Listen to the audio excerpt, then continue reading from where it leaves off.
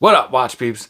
Talking about CWC alternatives is a bit touchy. Is it homage territory? Is it not? I don't really have a problem with homages, but I don't usually promote them either. But when we're talking about the Royal Navy Diver, I feel like this design is more of a DoD spec than it is belonging to any one brand. At least that's how I feel about it. Now I've got a couple alternatives here at different price points, so let's take a look. I'm Pete, and we are chilling with watches.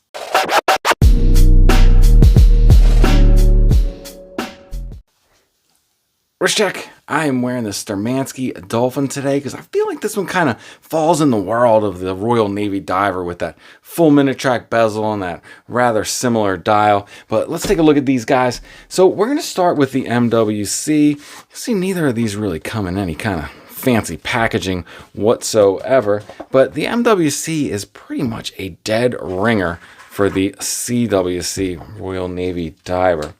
Now, size-wise, these guys come in, this has that mounting case, which again is hard to really know where to measure it, but they're about 39.5 millimeters at the bezel, and the case, if you were to measure kind of in this area, is about 41.5 millimeters.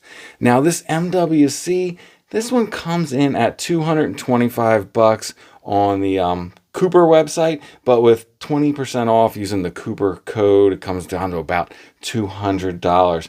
Now this model specifically is called the 1999-2001 pattern. My understanding on these is that they are new old stock left over from back then, refreshed with new gaskets and the movements kind of serviced and made sure they're running well. So these have a screw down crown.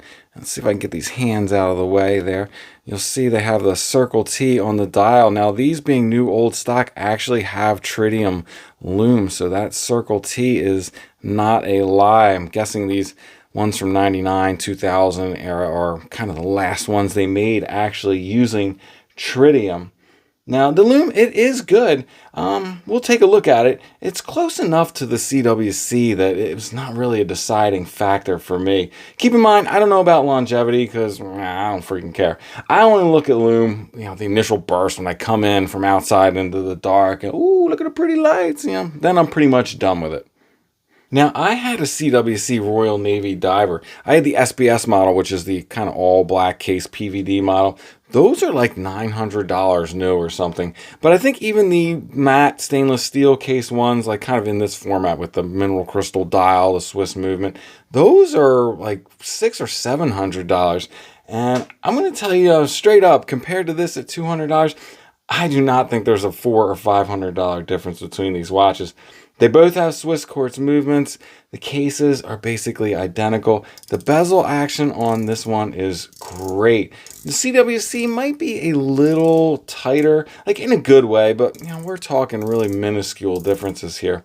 Now, the cool thing the CWCs have going for them is that they are issued if that is something that is important to you. But as far as the quality of the watch goes, for me, the difference, it was really very slight between the two.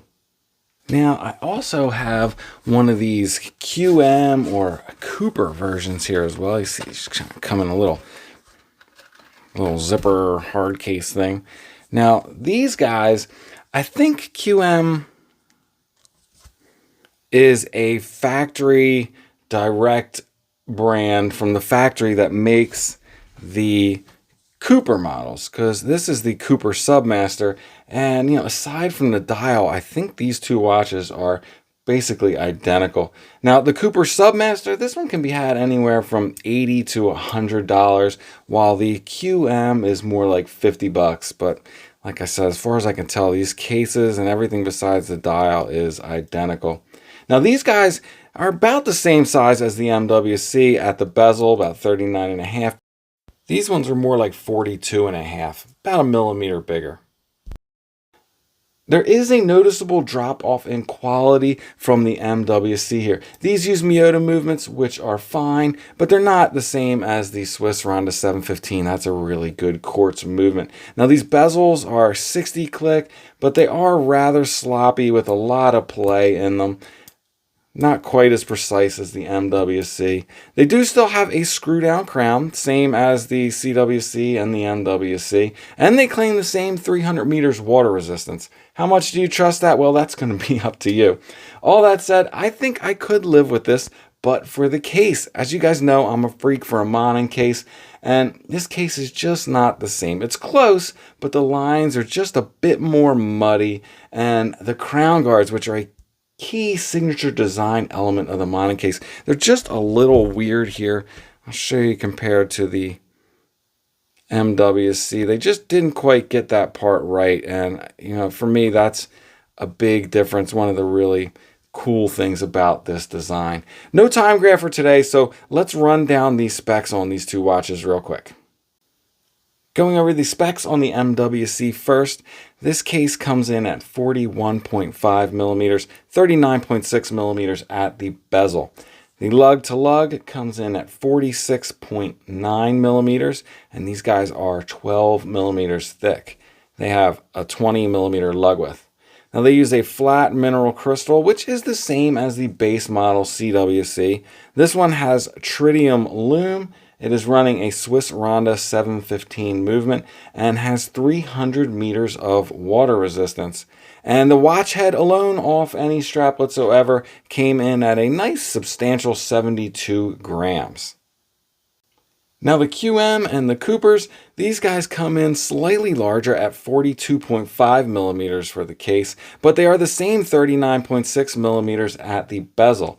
Now the lug to lug, just a hair shorter at 46.8 millimeters, and they're just a hair thicker at 12.2 millimeters.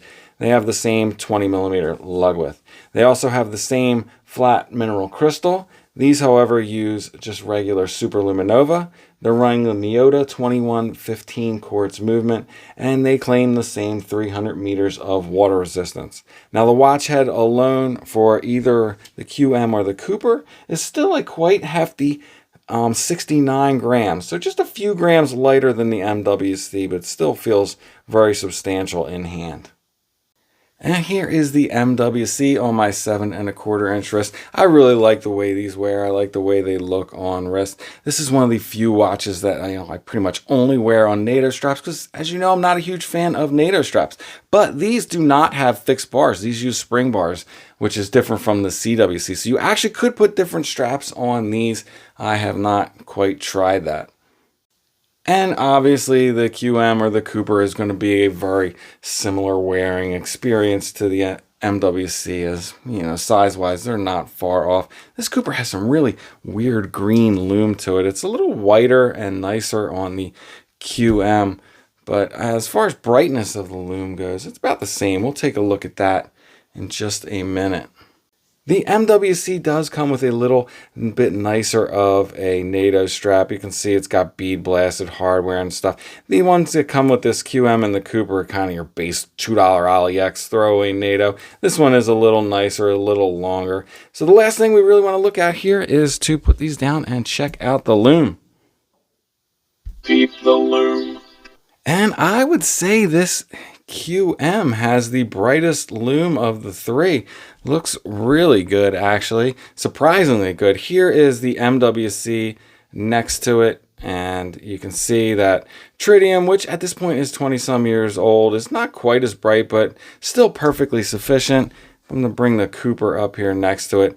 I guess the Cooper lume is really similar to what is on the QM, just in a little different shape. In person, the QM looks a little bit brighter. So which one would I go with? The CWC, the MWC, the QM, the Cooper? Well, for me, the right balance of quality and cost and all those things lands on the MWC. I would definitely spend the extra $100 to $150 over the QMs and Coopers just for the case design and crown guards alone. Now, the extra $400 or $500 to move up to a CWC, that's a big ask. I've spent it in the past before, and I was happy with that watch, but I ended up flipping it. I think in the future, going forward, I'm going to be perfectly happy with my MWC. All right, before I let you guys go, sneaker check. First time wearing the bread toes on the show, and that's it. I'm out. If it's not too much trouble, please like, subscribe, and come back next time. Peace.